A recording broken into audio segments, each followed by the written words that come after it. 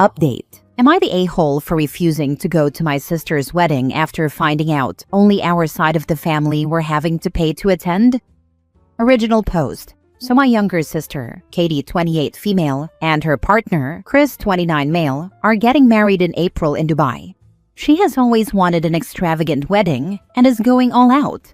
The wedding is happening over 4 days. There are 70 guests, but they want us, me, my husband, and parents, to stay in the same hotel with them along with her bridesmaids and groomsmen. I'm the maid of honor. The hotel is pretty luxurious, so with flights it's costing us just over £2,900 each. Chris's family are also staying in the hotel, which includes his parents, 2 brothers, and his nephew.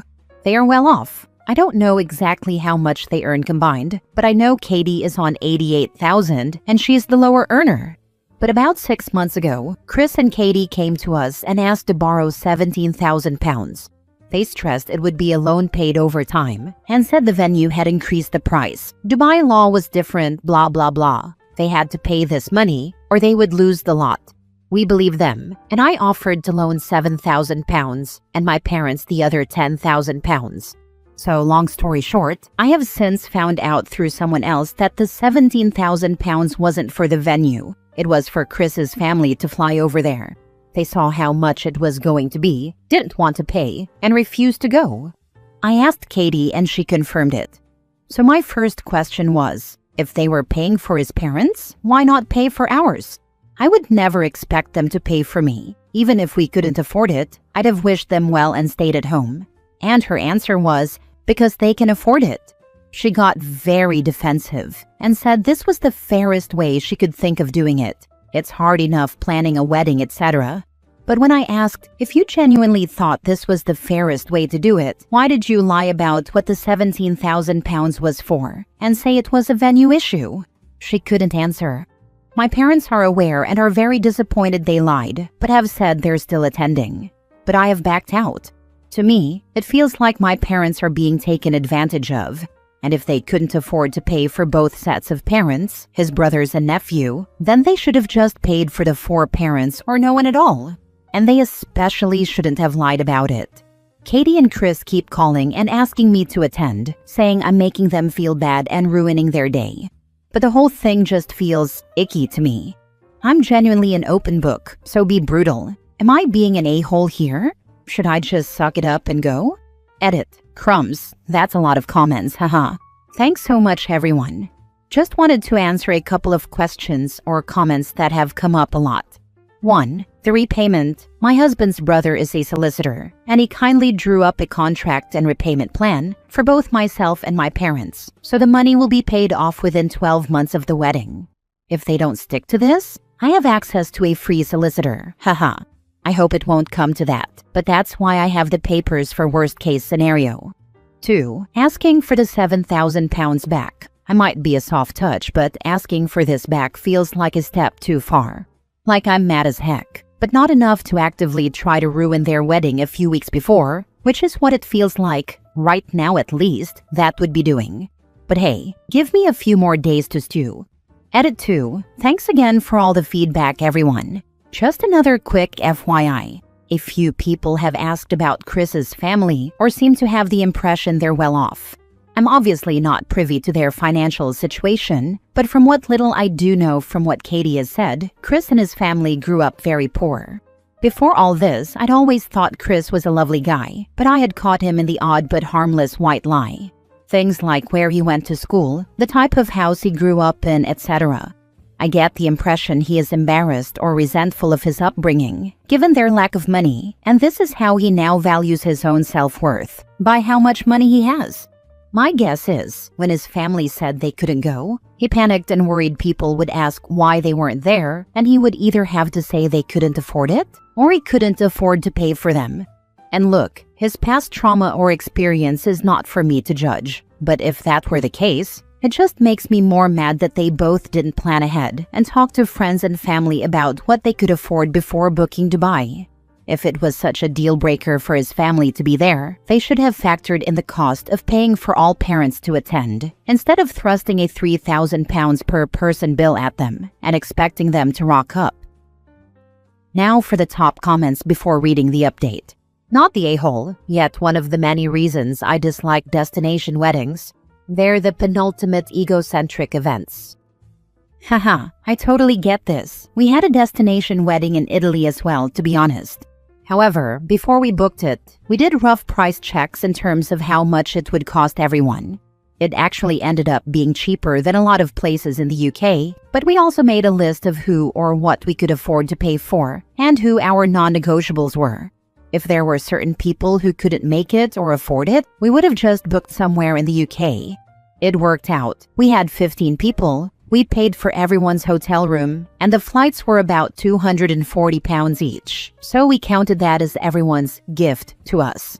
We figured after travel, gifts, etc., it probably wasn't far off what people would pay to attend a local wedding. But I didn't expect Katie to do the same, as I knew she was having 70 people, and at the end of the day, it's her wedding. If it was important to have the families there, then why are they doing this extravagant wedding? 4 days. In Dubai of all places. Why not someplace closer and less expensive for travel? You're all in the UK, so there are lots of great countries nearby that would have beautiful venues. Wait a second. Not only are they not paying for your parents, they're having your parents pay for his? That's like a double whammy.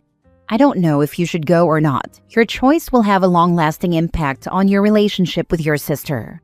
Only you can decide if that is worth salvaging. I don't want to lose my sister over this, and I don't want to be that person who says it's the principle of the situation. But honestly, it really is. Lying and manipulating you and your parents out of £17,000 is not a small thing. It's not normal, and it's going to get worse. How long are you going to let her continue to use and lie to you? Honestly, this is so out of left field for her. I've never known her to do anything like this before. It's still sinking in. Now for the update 3 months later. I had a lot of messages at the time of posting asking for an update on what I decided to do, so I wanted to check in. So, in short, I didn't end up going to the wedding.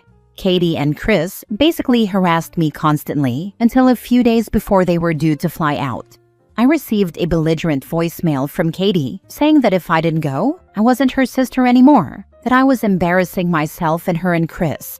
I was a horrible person. And most shockingly, that if I didn't go, then she and Chris wouldn't be paying me or my parents back for the money we loaned, so trying to blackmail me. She said she would claim it was a gift, that I faked the contract, and that I would have to take her to court. She was clearly drunk at the time. The voicemail was left on the night she was having her at-home hen do, which I also obviously didn't attend. But it was so beyond anything I thought she was capable of. I ended up sharing it with my parents, and they also reluctantly pulled out of attending. I heard through friends and family in attendance at the wedding that she and Chris were telling everyone I had alienated her from her family, told lies to our parents, that we gifted the money and expected them to pay for us, etc., etc., and that they had made the decision to uninvite myself and my husband. Other more insulting things were said that I don't particularly want to go into. Suffice it to say they were very hurtful. As I mentioned in my post, I had my brother-in-law, a solicitor, draw up a contract for repayment for both myself and my parents. What was supposed to be the first repayment date passed without a word from either of them, so brother-in-law picked up from there. His attempts to reach them were ignored, apart from one email from what I think was a fake law firm outlining that the money was gifted, the contract was fraudulent, and to take them to court, basically. In response to that, brother-in-law sent a copy of the voicemail Katie left and a final demand outlining that the payment plan was now null and void, and we wanted the money in full within 30 days, or we would indeed be going to court. Magically, the full amount appeared in our accounts 5 days later. Again, I've heard through the grapevine since the wedding that they've been telling anyone who would listen that we asked for our gift back out of the blue and disowned them, and how much of a difficult financial position they are in because of this. So that's that. I can't see myself having a relationship with her after this, which is devastating, but at the same time, I truly believe now, after everything, that that isn't my fault. Thanks again to everyone who gave advice. I hope this update is enough for everyone who asked for one. I'm a petty person. I would upload her message to all social media sites and tag her in them so people can hear, in her own words, how she was going to lie about all of that. You were not the a-hole then, and you are still not the a-hole. Everyone who has let me know what they've said has had my back and called her out on her lies, without my needing to fill them in the situation. She's doing enough damage in her own. At this point, I think the best thing I can do is let them dig their own grave and stay silent. Nice. When they go low, you go high. They're only embarrassing themselves. Shame it had to go this way. I'm actually super impressed she took the high road honestly, because if they go low, I'm going to hell. I think the worst part of this whole story is that if Katie had just been straight up and said, "Hey, we really want this for our wedding. His parents can't afford it. We're willing to pay so they can attend. We just don't have the cash on hand with all the other wedding expenses. Can you loan us money and we'll pay it back after the wedding?" OP sounds like they would have been cool with it, not the a-hole. Honestly, if she would have asked me in the beginning, I would have said yes to the loan, provided they paid for our parents as well as Chris. Part of the reason we got into this mess is because I thought she was taking advantage of our parents because, as she put it, they could afford it. Next story. Am I the a-hole for telling my stepsister if I was her real mom, I'd be so disgusted that she replaced me? Me and my stepsister are both 16. We've been stepsisters since we were 7. My mom married her dad then, and they got married after my dad and her mom died. We lost them when we were 5, and my mom and her dad met at a widowed people's support group. My stepsister and I feel different about being a blended family, and we don't feel the same about our step-parents. From the jump, she was happy to have my mom around, and she called her mom before my mom and her dad were even married. She said her dead mom was her first mom, and mom is the person she calls just mom now. I cried for days after I first met her dad and realized my mom was dating him. I never wanted to call him dad, and I never do. Not even one time. I only have one dad and he's gone, and I'd be happy if my stepsister's dad focused on his own kids and left me alone. My relationship with my stepfather is okay for the most part. It hurts him that I can't accept him the way his daughter accepted my mom, but we don't fight, not like me and my stepsister do. My stepsister has always said she doesn't understand why I want to ruin our family. She's called me heartless more times than I could count up. When we were 13, she was grounded for a month for telling me that if I was so dead inside that I couldn't love our family, then I should just go be with my dad. She said it to me again last year. I didn't tell my mom about it or my stepfather. I didn't see the point. I've been mean or rude right back. Sometimes I've even said stuff without her bothering me. There were times she wanted to bond as sisters, and I told her I didn't want her or like her, and to go away. I've called her annoying and I said she sucks the fun out of stuff. She does that to me sometimes, mostly when I'm having fun with friends. She'll get mad that I'm being happy and tell me it's sick that I can be happier with friends than with our family. Or if she sees me hugging or being close with my friends, she'll tell me I never hug her or her dad, and she'll complain about it and call me names. I hate it when she does that. I know she's jealous because she knows I don't love her. I don't like her either. I think she loves me but dislikes me, which makes things more intense. Our half-siblings are another fight between us. I'm closer to them and they seek me out more than her. And it hurts her feelings and makes her mad at me because she's accepted everyone as family and considers us one family while I don't. But I do accept my half-siblings, and I even love them. We've always had fights before. Fighting between us is not uncommon, and we even fought for 2 years in family therapy. We made no progress, and the therapist was not able to fix us like my mom and stepfather wanted. But we had a fight last week that was kind of different, and my mom is coming down super hard on me for what I said, and my stepsister is getting a pass. Father's Day was being talked about, and my half-brother asked to see what I got for my dad's grave. My stepsister lost her mind and started yelling at me about how I don't appreciate her dad like that, and how I let mom get something from me to him. How I didn't even want her dad to get something from me on Father's Day, and I'd only make a kind of effort on Step Family Day, which is a US thing that isn't that well known about. She told me that my dad would be so disappointed and ashamed of me treating my real dad like that, and dad would know that he wasn't around to be my real dad, and her dad had more than earned that title or place. Then she told me that if there was an afterlife, that I'd never see my dad again, and that I'd end up alone because I deserved to be. I didn't hold back. I told her to go get lost, and then I told her if I was her real mom, I'd be disgusted that she replaced me, and I'd make sure she never got the peace of mind of knowing I was okay with it.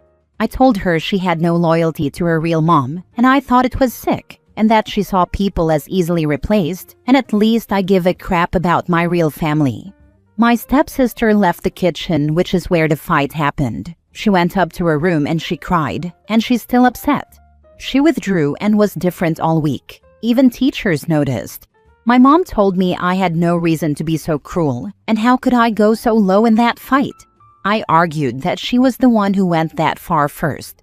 Mom told me what I said was worse and so unfair. When my stepsister was a good enough kid to love and accept and open her heart to everyone, which made me and Mom fight because I told her she didn't have to keep me here if she felt I was that bad.